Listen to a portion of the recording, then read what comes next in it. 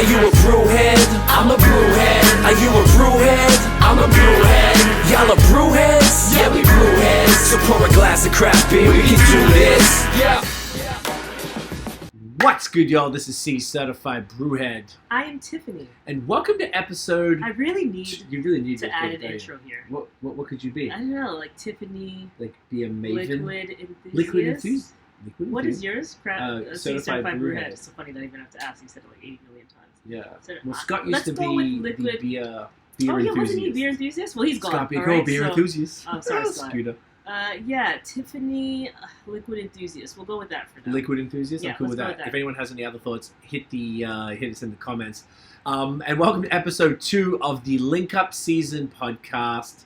Last episode, if you missed it, was with Dominion City. If you want to know a little bit more about Link Up, go listen to that first episode or watch the first episode. We talked about it at length. Oh, you okay there, love? Yeah, sorry. It's okay. But just to confirm, for people who just want to really quickly know if you've tuned in here, Link Up is a non-profit that Tiff and I, as a part of BAOS Podcast and our agency High Season Co., we partnered with Sankey and Baron, a brewery in Aylmer, Quebec, up near Gatineau, to start a non-profit to help bring in underrepresented communities and BIPOC into craft beer to diversify and therefore grow it to its full potential, because what it looks like on the inside is not. Sorry, other way it's not around. reflective Of the outside. That's correct. Oh, I thought I had it. Okay, so what are we pointing at water, here? please. You want the water? Okay, wonderful. So the second brewery to get involved, we actually did 6 launch beers with 6 different breweries to launch the program over 6 consecutive weeks, and this is something that we're going to be doing regularly. We are super excited to chat with this gentleman. He is a champion, he's a good friend, personal friend of ours. Obviously, he really cares about craft beer, about the community, about the causes. Let's bring him in. The toppest of blokes. We have Jeff Talmey of Town Brewery. Let's give him a round. That's it. There he is, Uncle Jeffrey. Love that. How you doing, Hi, brother? Jeff. Great to have How you guys here. doing? Mate, better than when your face is around. We're doing great. You know, it's a nice days today, Wednesday evening. It's Wednesday. You know? A non-drinking night for me, but I'm breaking it for Jeffrey. Oh, of course. Because it's worth Appreciate it. Is it stinking hot in Whitby? Or Port It is, as yeah. it is? It's kind of gross. It was nice this weekend. It was a little cooler. Yep. But yeah, it's been a kind of gnarly summer. But Yeah, man. Yeah, it's been weird all around. Like, I don't know. It's been either ridiculously stupid hot or just raining, I feel like. It's kind of like 2 things. Or that both. happened. Or both. Or both. Yeah, Yeah. It's basically. just no happy middle ground. It's Yeah. It sucks. But what doesn't suck is what we're going to talk about this evening. That was a good segue. They're huh? great. You They're like that one? great.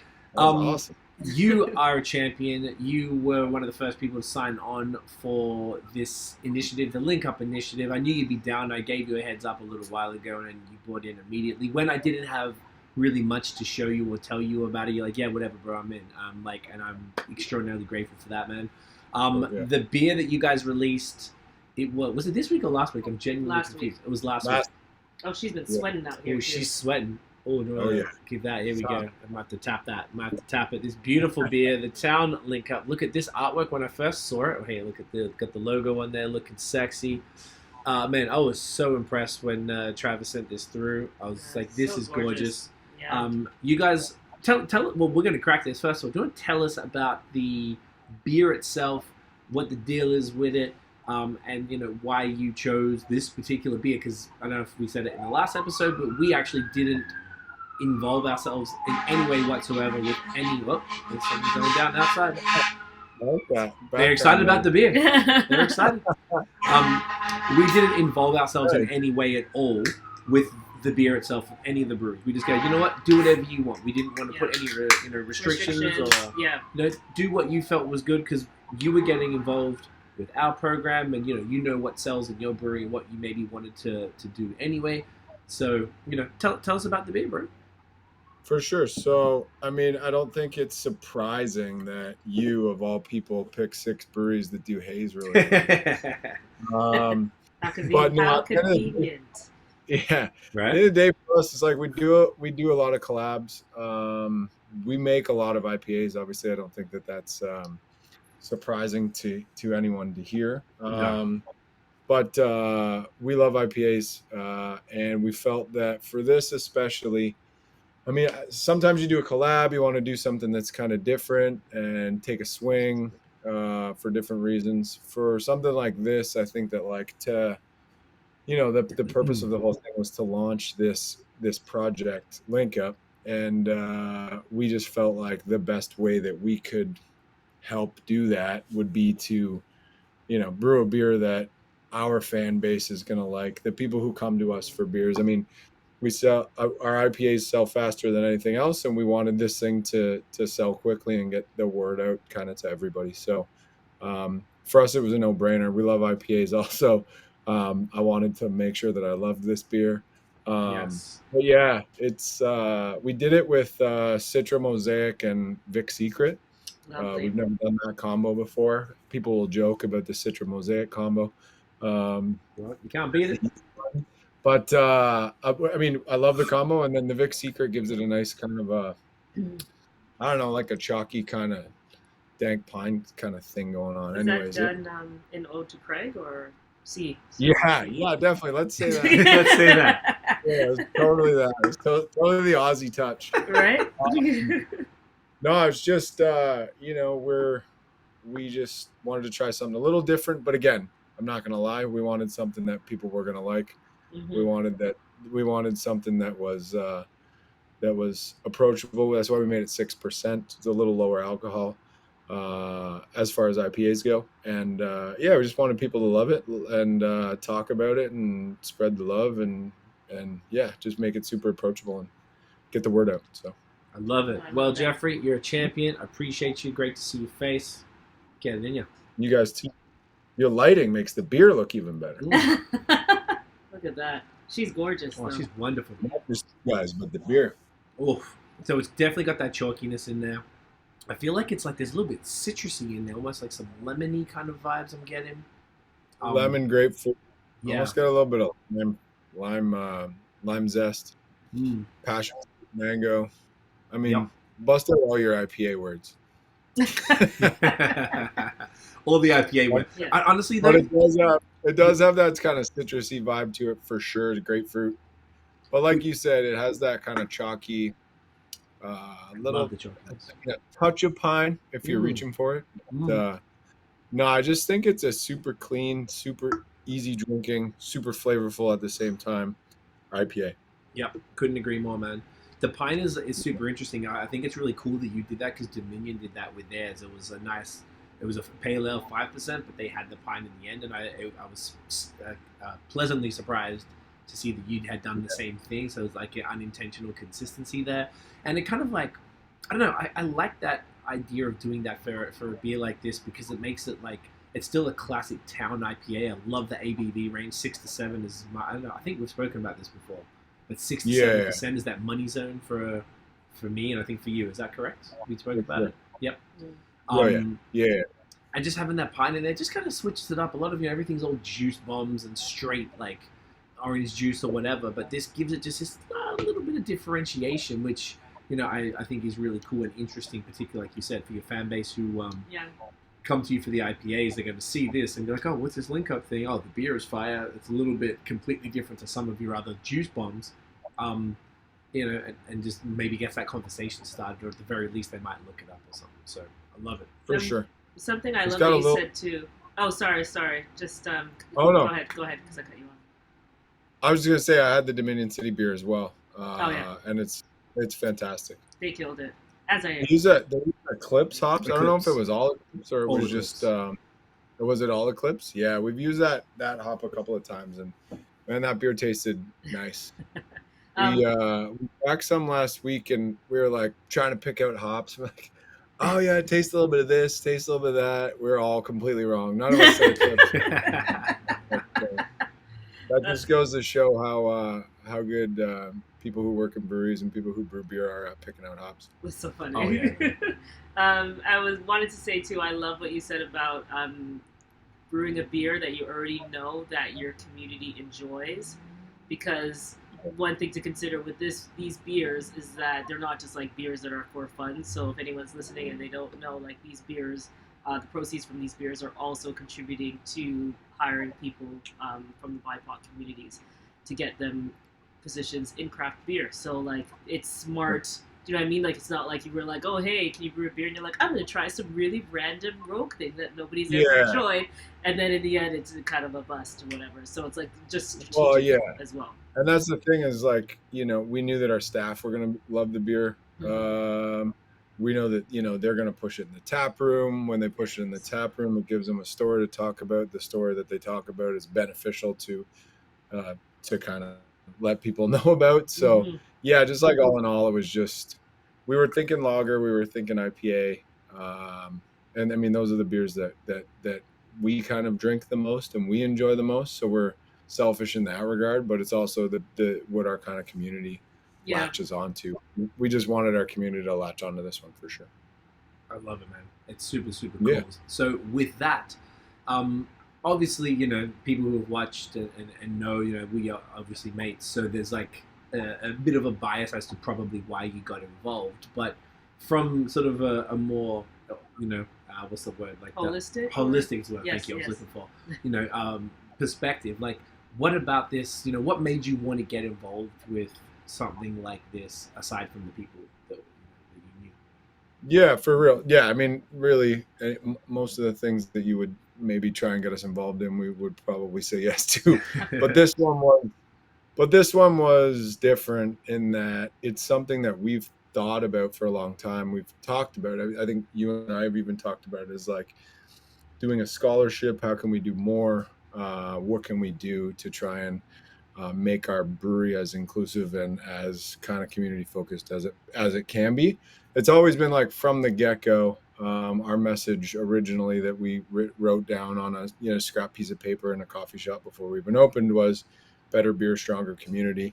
I think we've moved on from that a little bit, but I mean, we're really just focused on connecting our community, growing.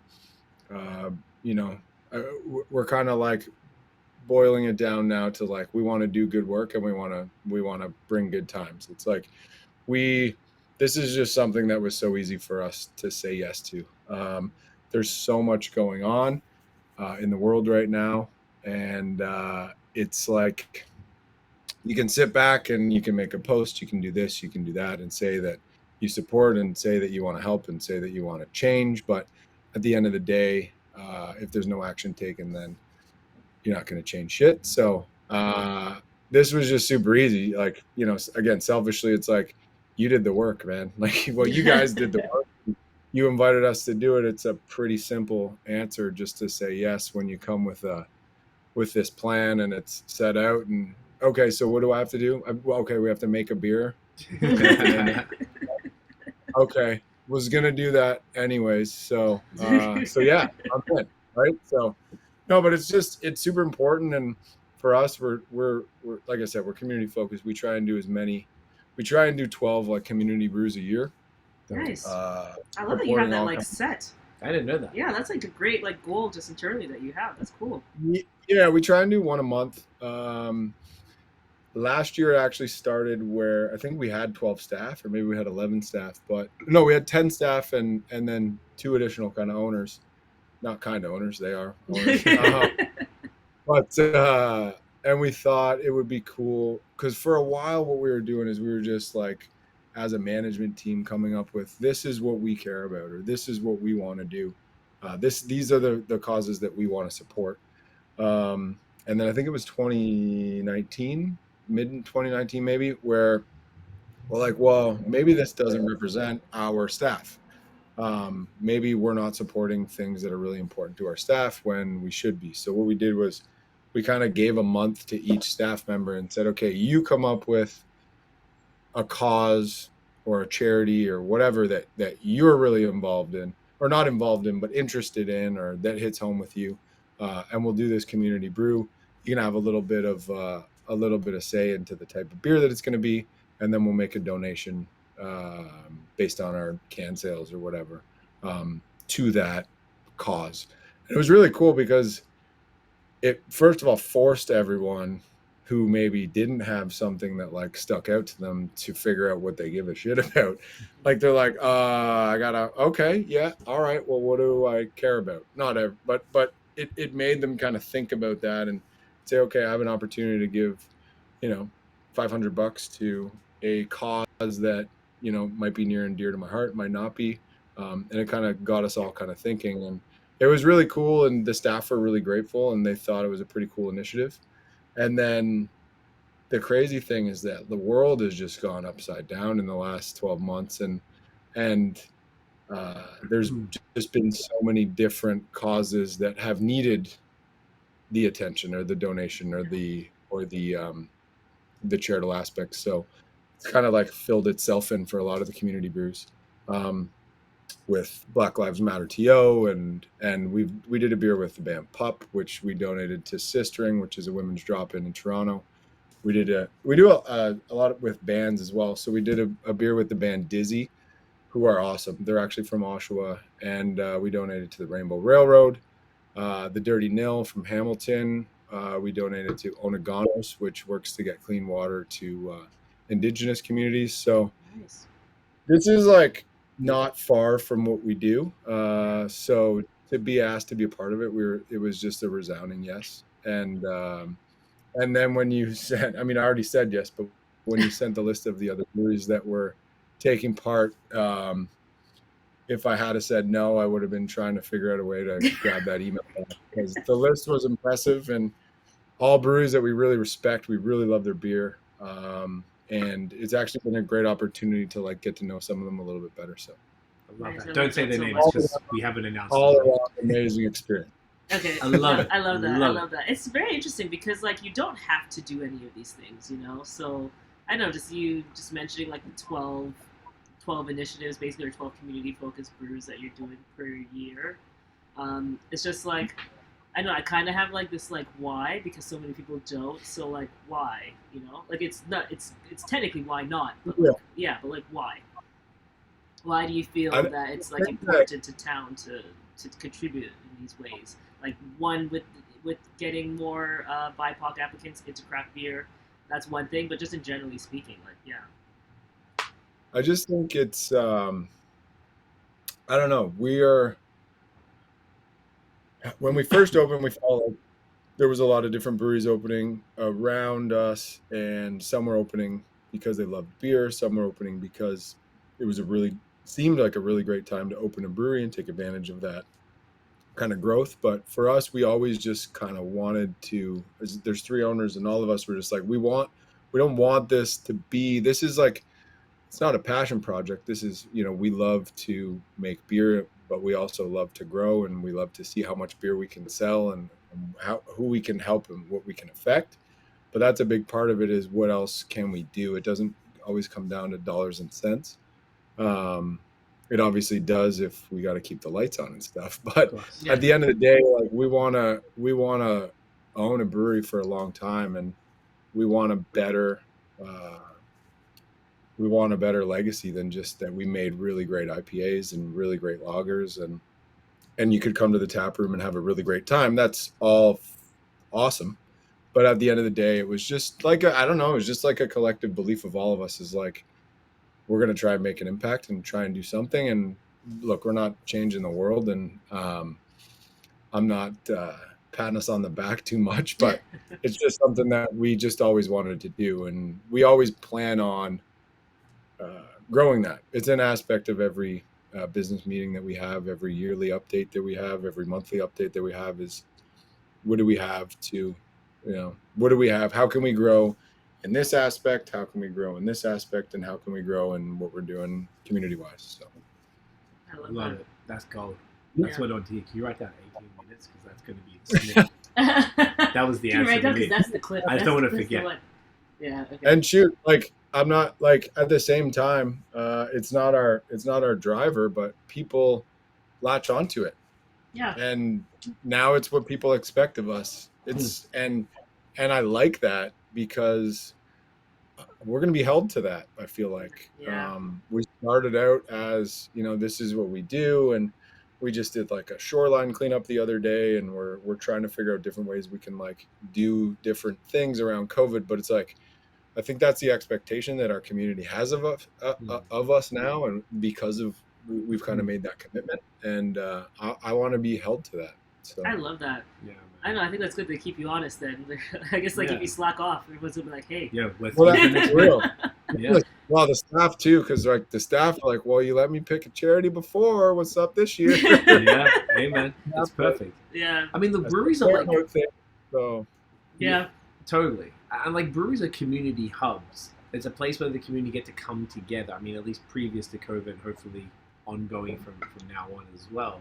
So Yeah. it only makes sense to give back to that community, to reinvest back in that community in all the different facets, because like it sounds like across the board, I imagine you'd be, working with donating to all sorts of different non-profits, I imagine, for everything under the sun, depending on whatever your staff are passionate about. So I think that's like, it technically, if you look at it like that, basically every brewery really should have this as a core part of their values, because the community is what makes them function and what makes them True. valuable. True. But it looks like you've seen that from the beginning, and it was important from the beginning when you guys were talking about opening. And I think that's like a lot of what we're talking about right now as a team, is we're trying to figure out who are we, what do we do, and where are we going to go? Because we've been around for almost 4 years now, and are we the same people we were a year ago? Are we the same people we were 2 years ago? Are we the same people we were 4 years ago? And the answer is no. But who are we? What do we do? Where are we going? There's a lot of breweries whose value proposition to the world is that they give them the best bang for their buck, or they make the shittiest beer for the cheapest possible price, and Yikes. that's what they do. Yeah. But that's just, I guess that's just no, we do. We try to cultivate an experience, and that isn't just beer. At the end of the day, it's gives people a reason to have faith in us, I guess, and just like, I don't know, feel like they're a part of what it is that we do, because I feel like they are. I mean, it was no more evident than during COVID, and the brewery turned into a goddamn Amazon warehouse, and it was just boxes everywhere and tape guns, and it was just home delivery and just pounding out beer, and we were selling as much beer as we were selling before COVID, but it was like not fun. It was like not what we started to do.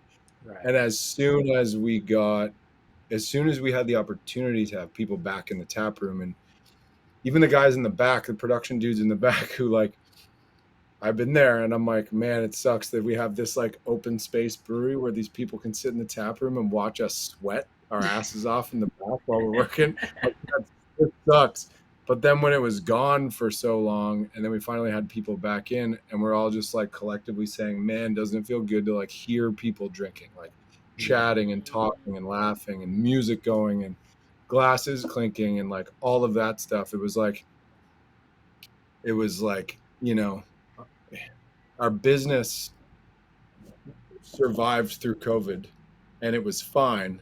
But once we got people back in, it reminded us like why we were actually doing what we were doing. Yeah. Making beer and sending it all across Ontario was fine. But man, is it ever more fun to be serving beers and talking to people and cultivating that experience for somebody, rather than just making what we think is a great beer and sending it out and hoping they like it and hoping that it connects with them, because that's a tougher job for sure. Yeah. It's so true. It would be just like feeling like you're just like in a production warehouse, like an Amazon warehouse or something, because you're not seeing the people. For real. And I actually love the way that your brewery is laid out, because I like that you can sit and hang out, and then you like look up and you see someone like making your beer. Like, I don't know. It's very cool, but it's probably also cool on the other side, because you can see people enjoying the thing. Like, you get immediate, instant gratification. Oh, yeah. Like, yeah, you're like, oh, hey, this is why I'm sweating out here. But that person's like laughing and smiling and drinking, so this is why I'm sweating. Totally. So, yeah. To see like two people sitting in the tap room having a beer, and just like, you can always tell when they're talking about something, and then you can always tell when they're talking about the beer. And like, to see people doing that is better than any 5-cap review you're ever going to see online.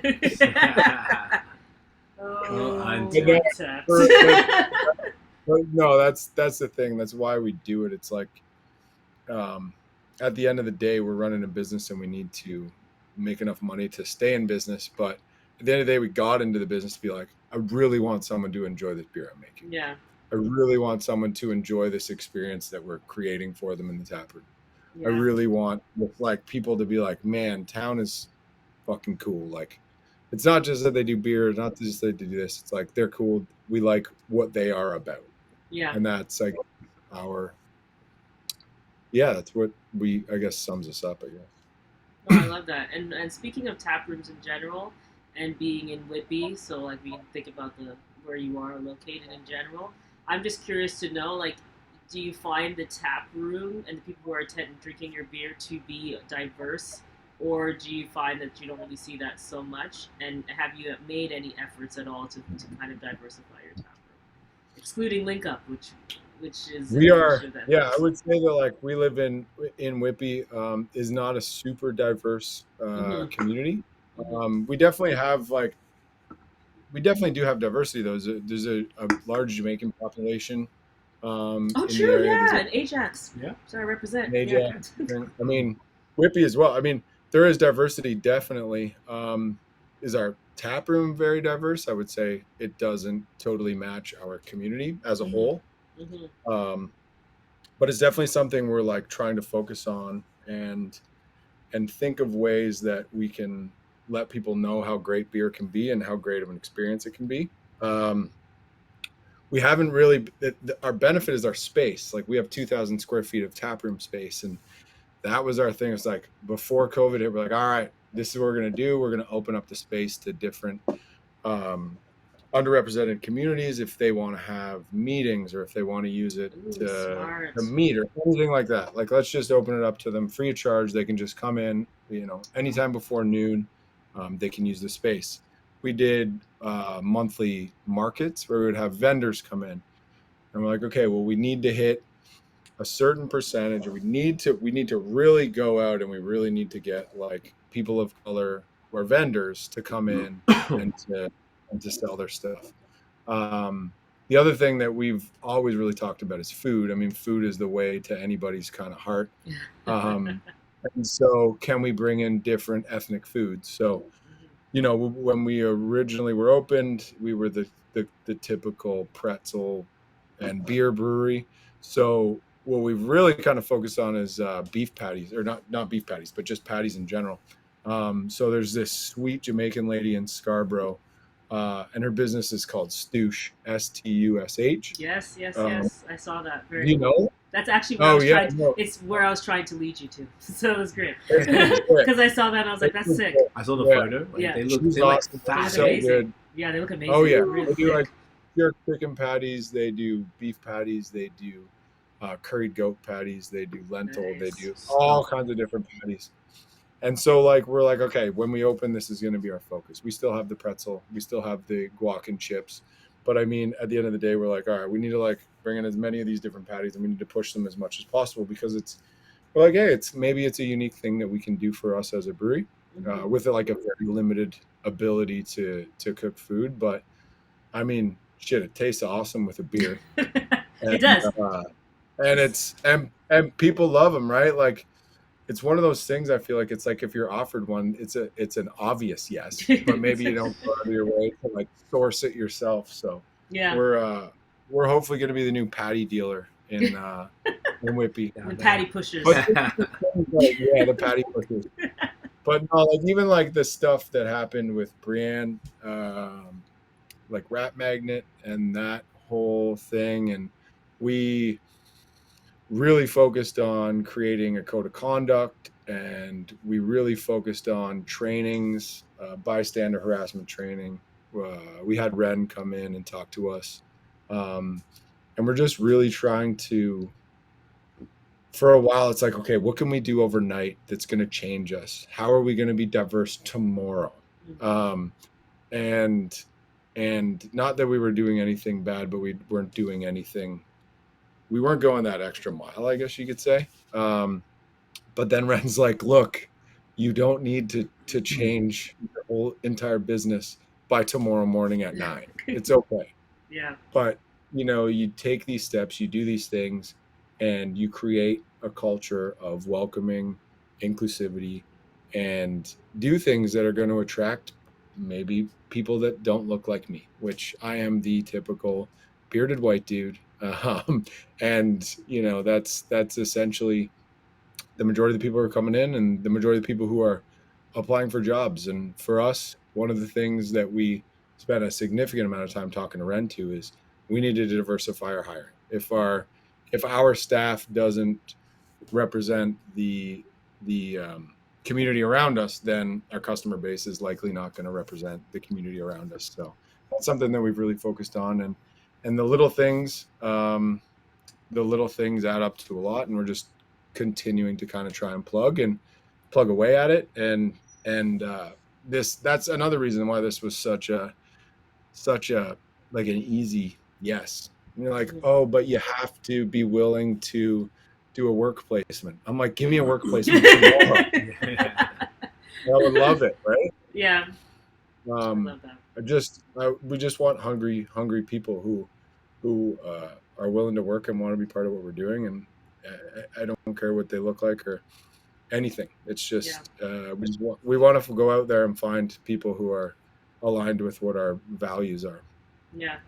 And I love that too. And I think there's a few things I was going to say I want to double click on. I need to stop talking. Stop talking like San Francisco tech. This is the lingo. client thing's problem. They're like, I want to double click on what you said there. And I'm like, really? That's Double awesome. click?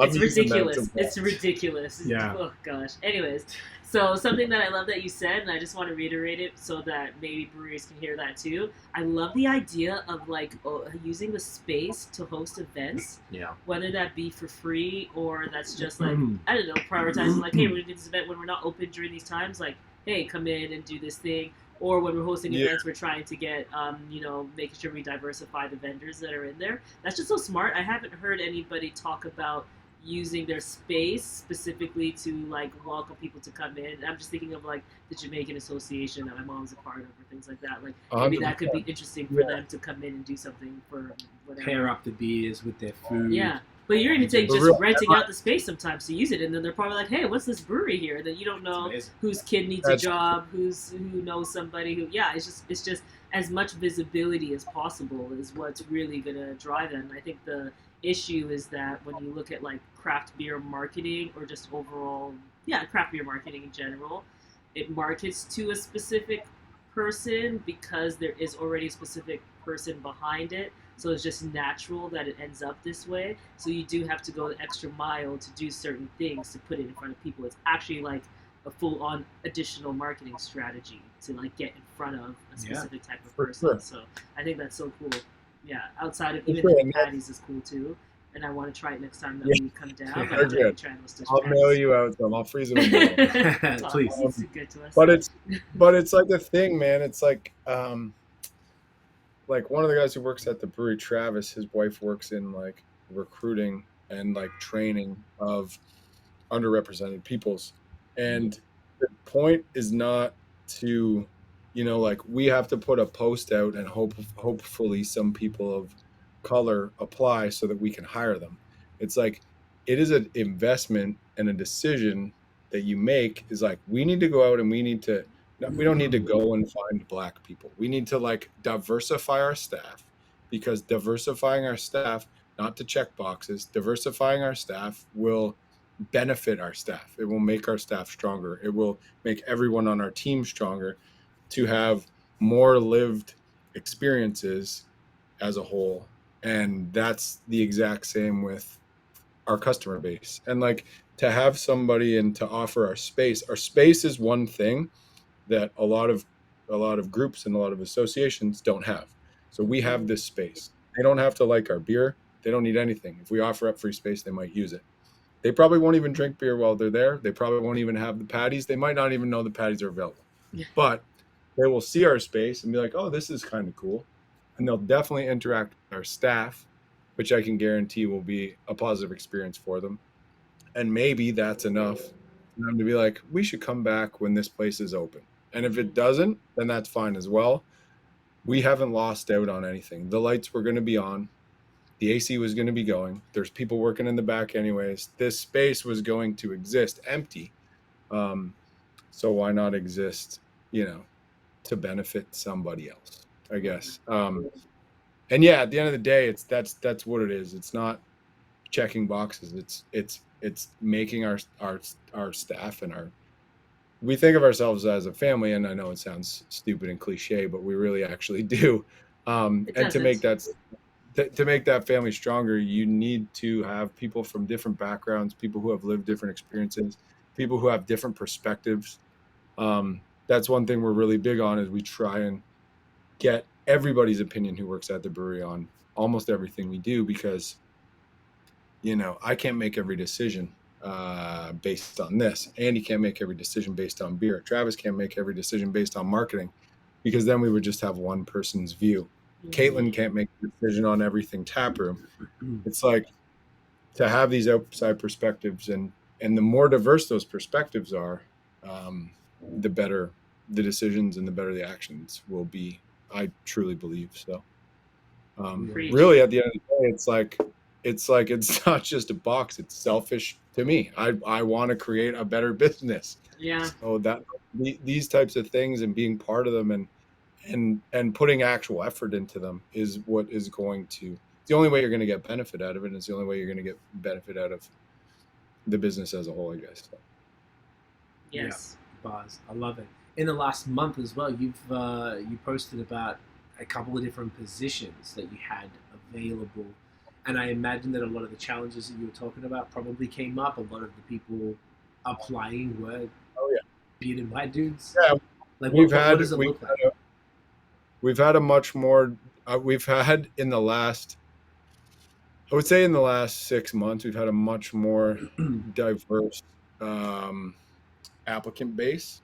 Nice. Which has been really good to see, because we've been doing a lot of little things for a long time, but we haven't had, one, able to have people in the tap room, and B, posted a job for a while. Any job that we had come up, we were trying to fill with, tap room staff, or people who worked there who have been underemployed due to COVID. So we hadn't had the opportunity to see, hey, are these things working?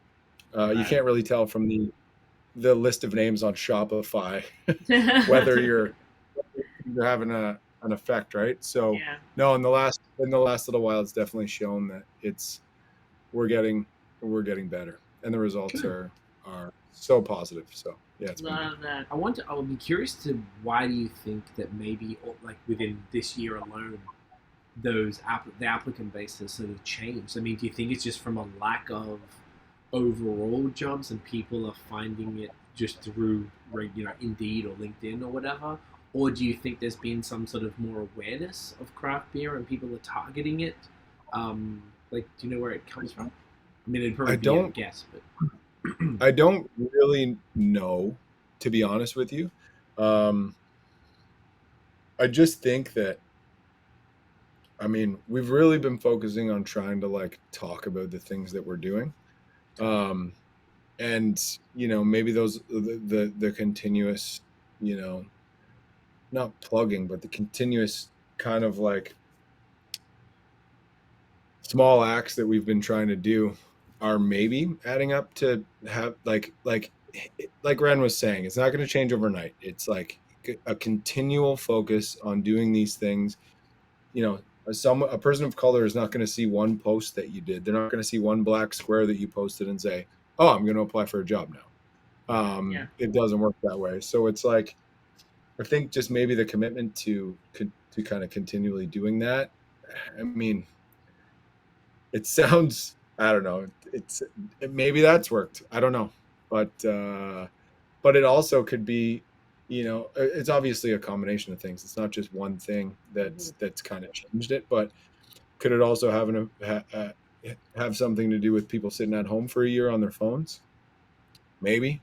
Are they paying more attention to stuff that's going on in the community because they can't actually go out and do things in the community? Maybe. Yeah. Definitely a lot of outside factors, but whatever it is, it's getting better, and for whatever reason it's happened, I'm grateful. And then hopefully, it's just like a snowball effect. So yeah, I think it's sustained effort for sure. I think it's that part. It isn't going to happen overnight, but if you keep doing these small things, if I was somebody, it's not even small things to say, but if you keep doing these things, it's just incremental. It's people keep noticing and noticing. And if I was somebody who already didn't know you and perhaps I was looking for a job and you came up in the Black is Beautiful, for example, one time, I'd be like, interesting. Like, these guys seem With their like, right for me type of thing. yeah, like these seem down for the cause. Like, I don't know, it's just all these small The things that you patties. might start. And the patties, and you're like, all right, like I see these guys. That's exactly what's going to happen, because then you're going to follow for the one thing, and then maybe you just like stay up and you're like, okay, these guys seem like the values align, right? So it is all these small things. Yeah, it's not just like a baseless post. Yes. Yeah. Like my whole background was in sales, like before I started, and it was like, you're not just gonna cold call somebody and sell them something. You're gonna cold call somebody and maybe get their email, and then you're gonna email them and they're not gonna get a response, and then you might email them again, and then you might be like, oh man, this, like, I like something about that, and it's just the continual little trickle. So until someone gains your trust, or until Yes. someone, is interested enough to take an action. Just because someone doesn't take an action doesn't mean they didn't, make a note of it mentally, or it didn't have an impact on them, small or as big as it might be. But yeah, I think I don't know, but I'm happy about it. That's all I can really say for sure. Great. And honestly, like, partnering with initiatives like Link Up, not to plug us, but that's the point too, right? Like, that also is going to be the one. So it's just continuing to do things like that and finding these opportunities and leveraging them whenever you can. So I think it's super cool. Yeah.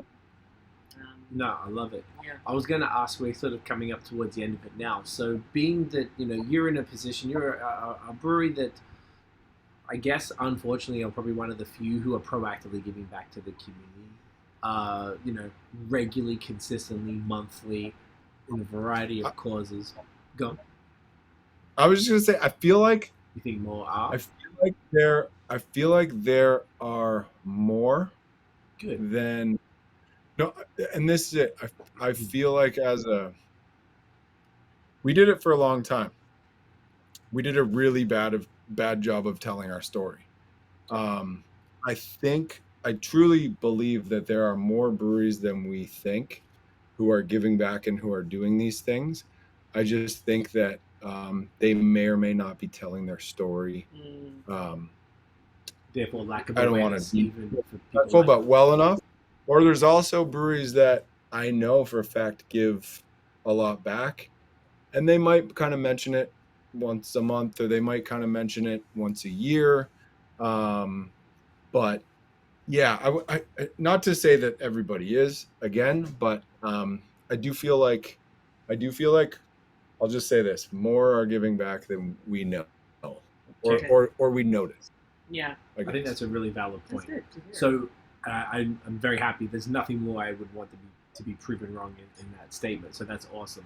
So for the I didn't want to try and Jeff's prove like, it wrong. you're wrong. No, okay? no, You're wrong. I'm with it, bro. It's like because that's not I just, anything like, anyone wants. Yeah. You know what I mean? But for brewery, because you'd be, I guess what I was trying to position was for maybe breweries who would be maybe this whole concept of diversifying is pretty new to them, and they might not have really considered seriously about what they getting involved in a program like Link Up or doing something like this.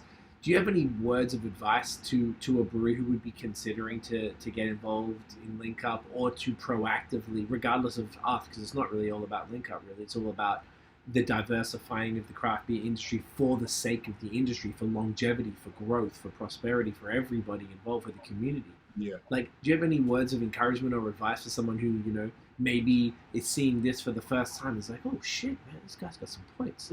Like, what should I do? Where should I start? Do you have any This isn't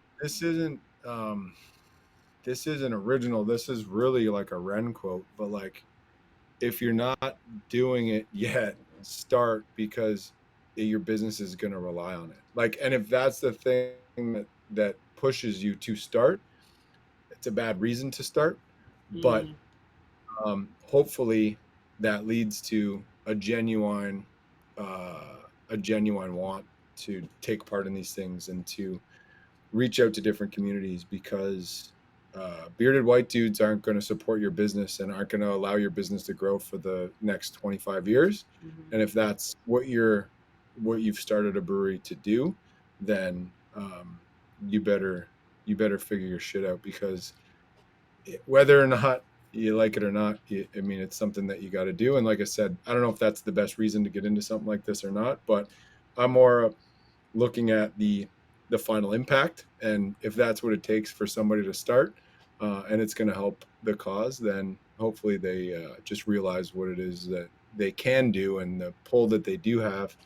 And I always wonder if people shy away from stuff like this because they are afraid to offend a certain portion of the population. I have no idea how something like Link Up could offend anybody, but I guess certain things that we have supported in the past and we've been vocal about supporting in the past, some owners might be afraid that they're alienating some of their customer base. And I would just say, do you really want those people to be your customers at the end of the day? And what are you losing out on?